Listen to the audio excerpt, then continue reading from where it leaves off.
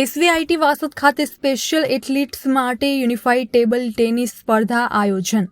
તાજેતરમાં એસવીઆઈટી વાસદ ખાતે સ્પેશિયલ બાળકો માટે યુનિફાઈડ ટેબલ ટેનિસ સ્પર્ધાનું આયોજન કરવામાં આવ્યું હતું.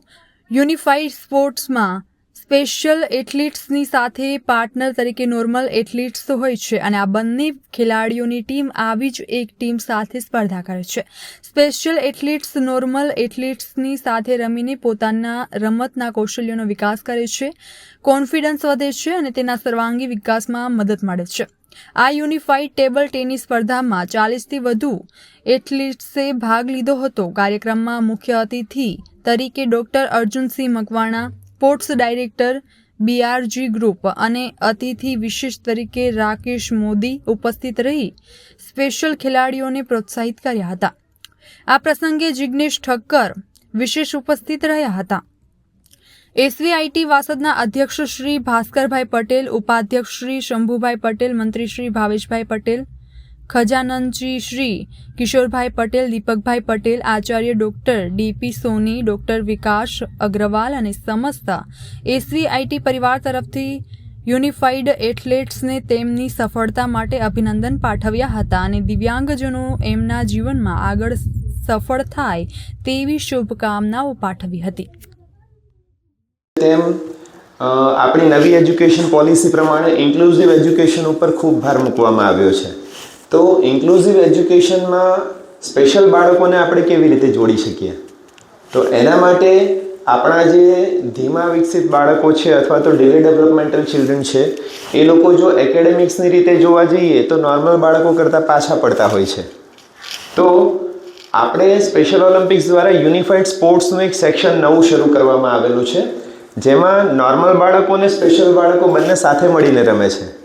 અને મને જણાવતા આનંદ થાય છે કે આપણે આજની જે ઇવેન્ટ છે એમાં માત્ર સ્પેશિયલ ખેલાડીઓ નહીં પણ એની સાથે સાથે નોર્મલ ખેલાડીઓ પણ એમાં ભાગ લેવાના છે અને સાથે મળીને આપણે खुद ही को कर बुलंद इतना कि हर तकदीर लिखने से पहले खुदा बंदे से पूछे बता तेरी रजा क्या है.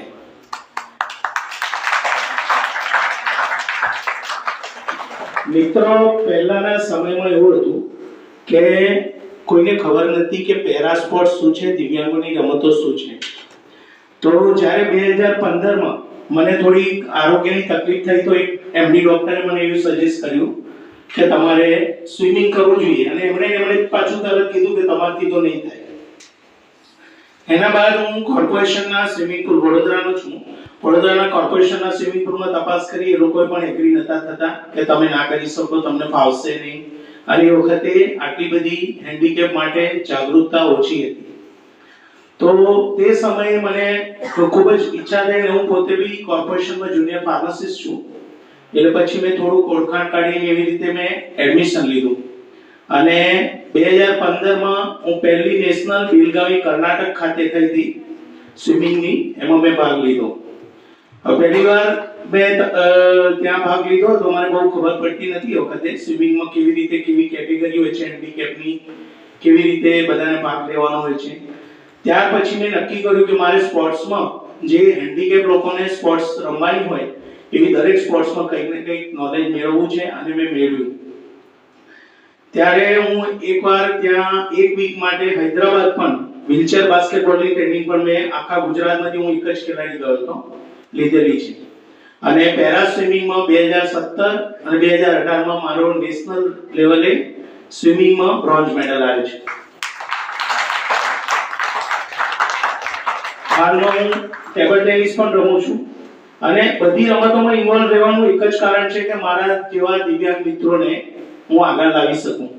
અને જિગ્નેશ સરને ખબર છે કે મેં સ્પેશિયલ ઓલિમ્પિક્સ ભારતમાં જે કમ્પ્યુટર રિઝલ્ટ બનાવવામાં આવે છે, જે આપણા ઇન્ટેલેક્ચ્યુઅલ ડિસેબલની ગેમ્સ થતી હતી ગુજરાત લેવલે, એમાં મેં લગભગ 4-5 વર્ષ કામ કરેલું છે.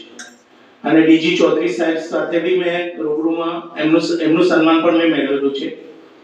એટલે મને આ પ્રકારની બધી જ ઇન્વોલ્વમેન્ટ થાય બધાનું એ માટે ખૂબ જ ઇન્ટરેસ્ટ હતો અને એટલે હું ખૂબ આગળ રહ્યો.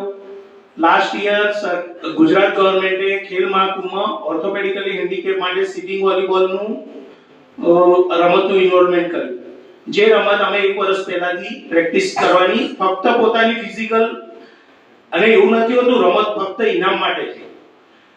રમતો દરેક આપણી શારીરિક કસરત, અને અમને તો ખાસ કામ લાગે છે કારણ કે મને જેવી રીતે સ્વિમિંગ કામ લાગ્યું છે એ મને ખબર છે. એવી રીતે દરેક કસરત માટે ખૂબ જ જરૂરી છે, પોતાના આરોગ્ય માટે ખૂબ જરૂરી છે. એટલે ફક્ત એક લક્ષ્ય મેડલનો, હા મેડલનો